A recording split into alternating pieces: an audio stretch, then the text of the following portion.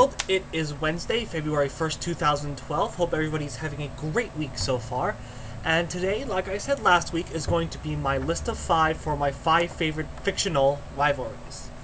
So, let's get started. Number 5 for me is sort of a very more personal one. It is Red versus Blue from the original Pokemon games. This is sort of the first sort of fictional rivalry I ever got exposed to. Probably same we said, sorry, hair issues, could be said for most kids growing up in the 90s. I mean, I played when, I remember getting Pokemon Blue for Christmas for my Game Boy Color, and of course, that's the first rivalry you ever exposed to. That's like the first battle you ever fight in Pokemon is when you get your first Pokemon from Professor Oak.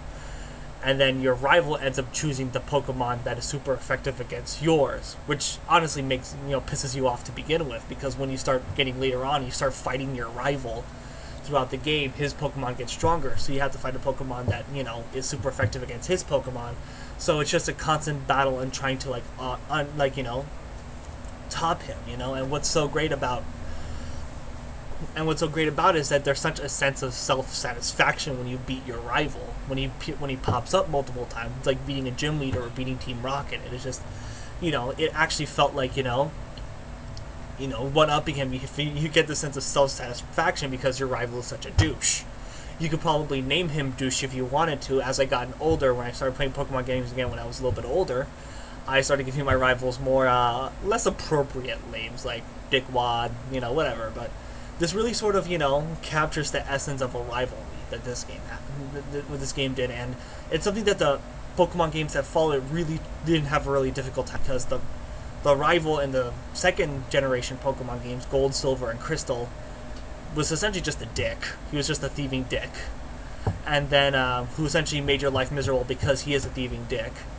And then in the third Pokemon generation, that's when I sort of stopped playing, and he was like, was just essentially, just someone that was there, someone who just like, okay, hey, you want to, it's like, hey, just ran into you. Instead of catching up and like normal friends do, let's battle. So, it really sort of loses that sort of flair from the first rivalry. So, yeah. So number 4 for my fourth favorite rivalry is L versus Light Yagami from Death Note. And Death Note is probably one of the most philosophically deep and most, profound anime, just television shows that I have seen in a really long time. And Death Note, like the whole rivalry between L and Light Yagami, for guys who don't, the premise of Death Note, this high school kid, Light Yagami, he acquires this really smart, intelligent, bright kid who stumbles upon a Death Note. A Death Note are these little books that are written by demons. These little books that demons or shinigamis, they call them, possess, and they write people's name in them. And the rule of the Death Note is that if you write someone's name on them and you remember the face, they die of a heart attack. And so what happens is Light, he gets this book, this Death Note from the Shinigami, and he decides to use it to become a godlike entity and punish evildoers. And so L is a detective who is hired by the freelance detective, the best detective in the entire world, is hired by the police department, by the Tokyo Police and Interpol, to hunt down Light Yagami. And what makes it so great is this sort of very much like I think this is like sort of the modern day Sherlock Holmes Moriarty rivalry, I mean, because the both of them are essentially, they're like, what makes Light and L so great, the rivalry so great and so compelling, is that intellectually they're equals. And what makes it even more compelling is that you don't know who to root for. At the same time, you want to root for L because he's doing the right thing, because he's on the side of justice and the side of good and the side of the law. At the same time, you want to root for Light because not only is he the main character, but he is the whole point of the show. If you got captured halfway through the show, really kind of defeat the purpose, don't you think?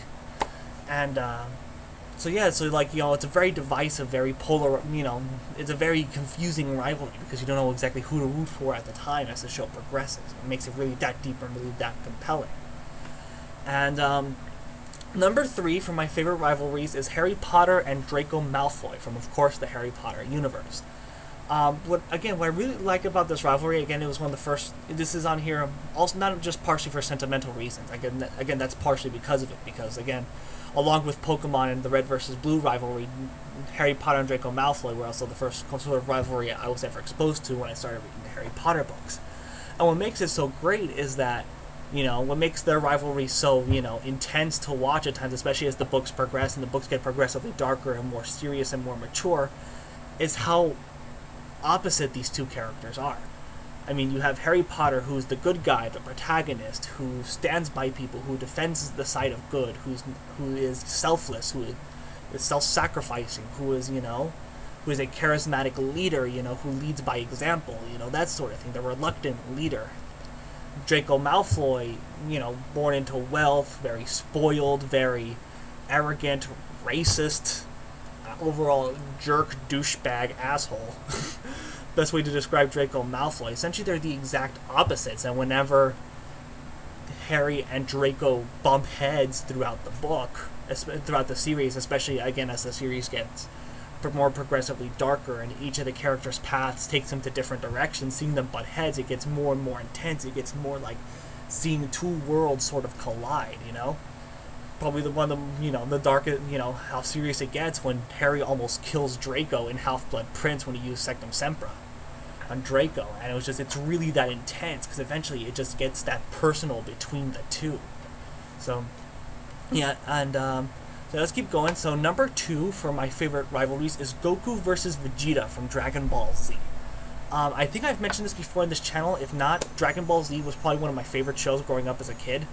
I remember going home after school every day, turn on Toonami, watch Dragon Ball Z, watch the mayhem, watch the battles, watch two guys beat the living fuck out of one another for like a half hour, and it was like the most awesomest thing ever. And the rivalry between Goku versus Vegeta is really awesome.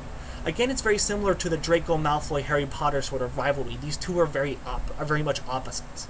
Goku, he is very easygoing, he's very happy, he's the hero, everybody likes him, he's the protagonist, he's loved by everybody, he's selfless, he's self-sacrificing, he's a family man, he is essentially probably the perfect example of a good guy.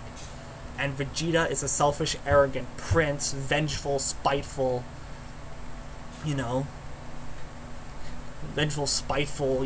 hates everything, He's just a very angry, antagonistic sort of person. But, what's most fascinating to see with the Goku-Vegeta rivalry, to see how it evolves throughout the entirety of Dragon Ball Z. From them being enemies to them being, the enemy of my enemy is my friend sort of relationship. And to having more of an ally relationship, to having but, no matter how their progression and how much, technically, Vegeta's loyalties change throughout the series, him and Goku are still rivals. Eventually the rivalry just evolved from very professional, very personal, to more of just, a somewhat friendly rivalry, because they both really want to fight each other. And honestly, the fight scene when Vegeta gets possessed by Bibidi in Dragon Ball Z, and him and Goku and Majin Vegeta fight, it's like one of the best fight scenes ever, because they hold nothing back as they beat the living hell out of one another.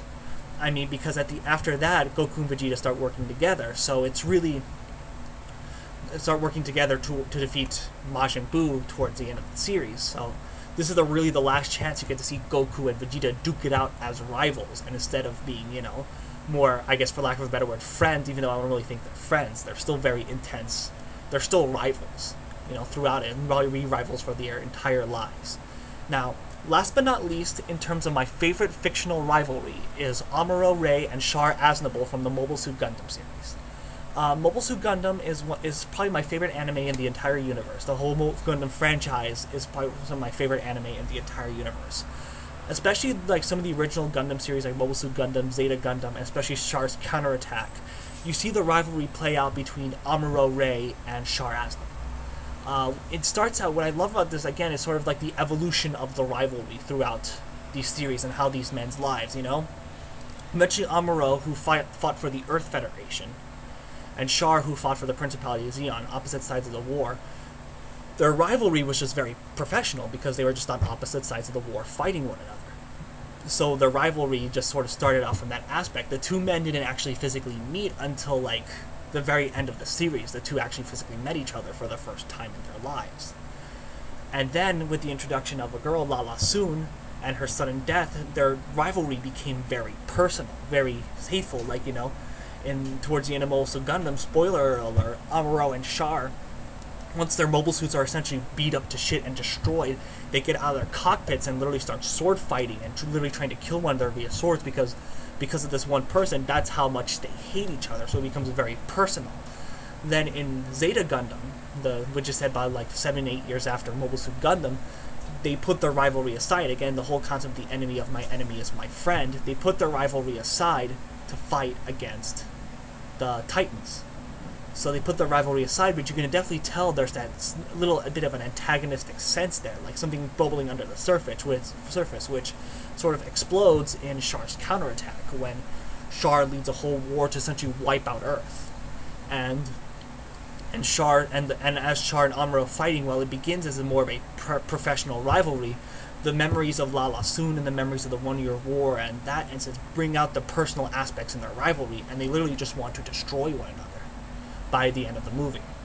So it's really kind of, you know, and seeing how the rivalry evolves and seeing how these characters grow and develop really makes this rivalry really compelling and probably my favorite rivalry of all time. So that's pretty much it today. Wow, I haven't done a video in that long and God knows when.